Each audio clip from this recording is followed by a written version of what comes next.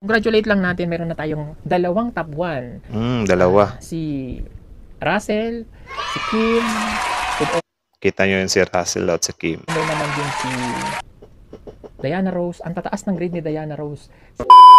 So, kumusta mga kanoise? Welcome back sa ating YouTube channel, Filipinoise. So, yun, meron akong nakitang video dito. Nirecommend lang sa akin ni YouTube to. At saka, about nga ito kay Mr.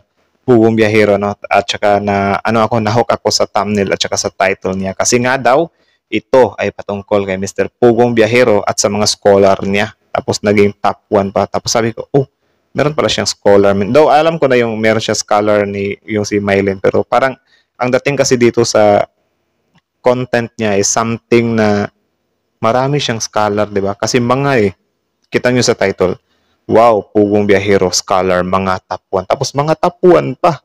Siyempre, ikaw siguro as meron ka mga pinapaaral, for sure, magiging proud ka rin na, yung pinapaaral ko, hindi din nila talaga sinayang yung pagpapaaral ko sa kanila. Nagsumikap talaga sila po. So, parang nagiging mas worth it yung mga binibigay or ina-assist mong tulong sa kanila, di ba?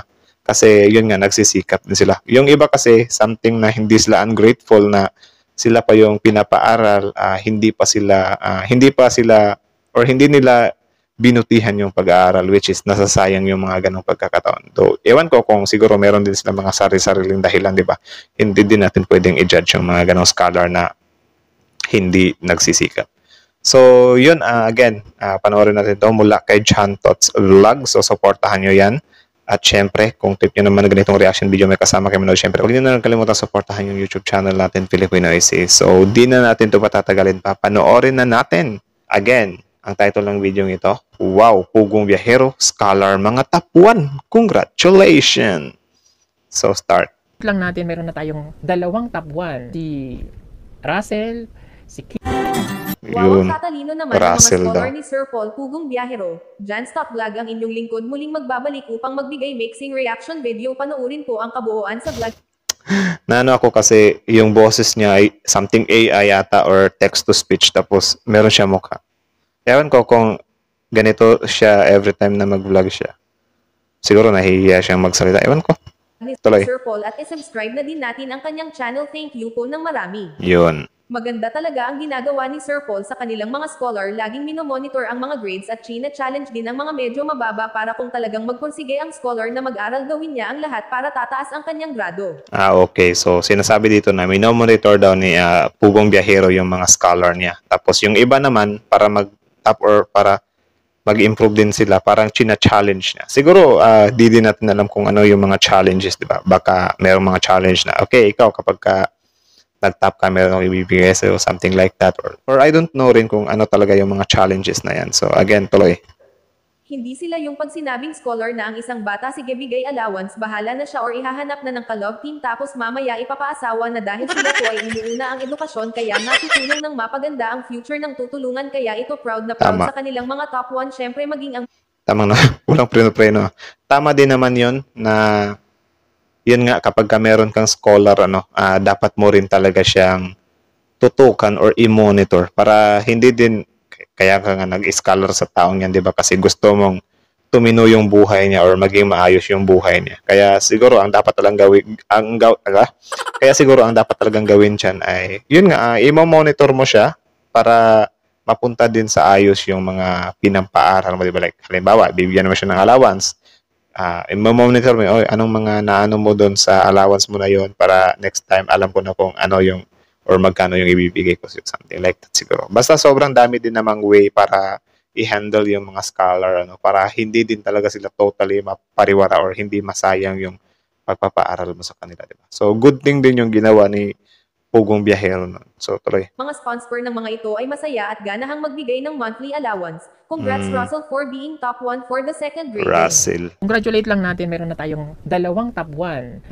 Dalawa. Si Russell, si Kim, Kita nyo yun si Russell at si Kim. may naman din si Diana Rose. Ang tataas ng grade ni Diana Rose. Si Diana Rose po ay 3 lamang ang kanyang line of 8. Alam nyo ba yung line of 8 ni Diana Rose? 88.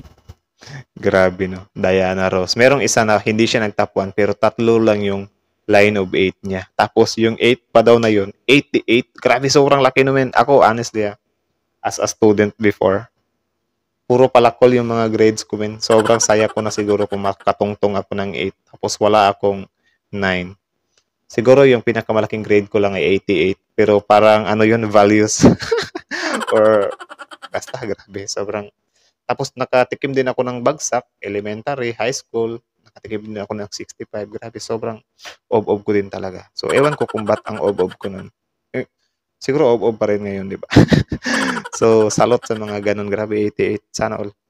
Tatlo lang yun 88. Kailangan po kasi ng ginagawa namin, hindi kami pabaya Kaya kami Tama. yung kapag nagpaaral bahala ka na dyan kasi may natatanggap naman kayong allowance. Hindi kami ganun. Si Tama. Marjorie pala ay may honor din, top 1 din yan. Sorry, nalimutan ko. Top 1 din pala si Marjorie. Yun, Marjorie din. Sa magagandang grades na binibigay ninyo.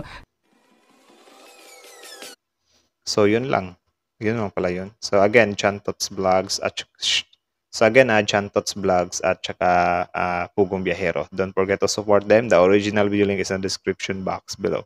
So, kita nyo naman, sinabi nga dito ni Sir Paul kung ano yung way niya or ano yung ginagawa niya if ever na meron nga siyang scholar. Hindi daw sila yung tipo na kapag ka nag-scholar kay pababayaan mo na, okay, ano na dyan, ibibigay ko na lang yung sa'yo yan. Para hindi din naman masayang yung diba? Yung pag-i-invest niya na sa taong yan. Or not truly investment. Yung ibinibigay niya yung tulong sa taong yan para hindi siya totally masayang or yun nga sabi ko kanina para matuwid palalo yung landas ng bata. Kasi kung ibibigay mo lang sa bata yan, baka matukso yan. Di ba? Na, okay lang, binibigyan naman ako ng monthly allowance, something like that.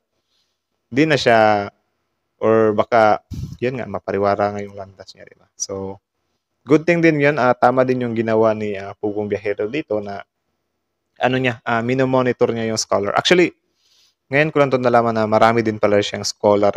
So, sobrang din.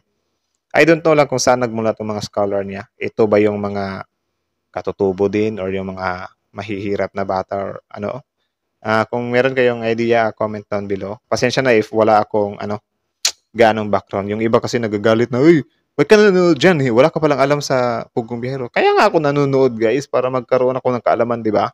Di porket hindi ko alam yung isang bagay, i-judge na agad ako. Pwede namang i-comment nyo yung mga nalalaman nyo. Yan kasi yung problema sa mga Pinoy Porket alam nila, tapos di alam ng kabila, i-judge nila, wala kang alam. Di ba dapat i-educate mo din siya or i-share mo din yung mga nalalaman mo? Ganun lang.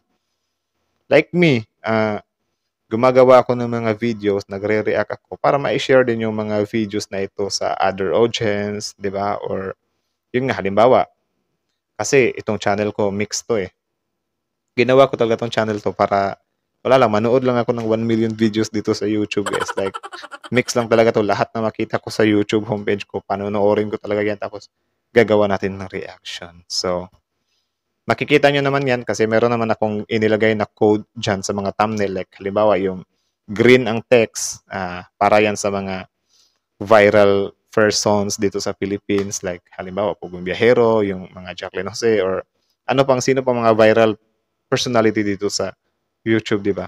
Tapos yung orange naman, doon naman yun sa mga West Philippine Sea or sa mga nangyayari sa bansa-bansa. So, parang maglalagay lang din ako ng code dyan sa thumbnail. So, yun lang naman. Again, sobrang kay Mr. Pugong Biyahero. Din talaga siya, saludo ako dun sa way of niya ng mga scholar na minomonitor niya talaga. So, kayo, ano masasabi niyo doon? Comment down below, guys. Isa din ba kayo sa napahanga sa way of handling ni Mr. Pugong Biyahero sa mga scholar niya? Comment down below. Tapos, yun lang naman. Again, Filipino AC and Chantots Vlogs and Pugong Biyahero. Don't forget to support. Then, yeah. Thank you so much. Subscribe. Click notification bell at mag-iwan ng like sa video ito. So, again, kita-kits sa susunod ating reaction video. Filipino AC is out.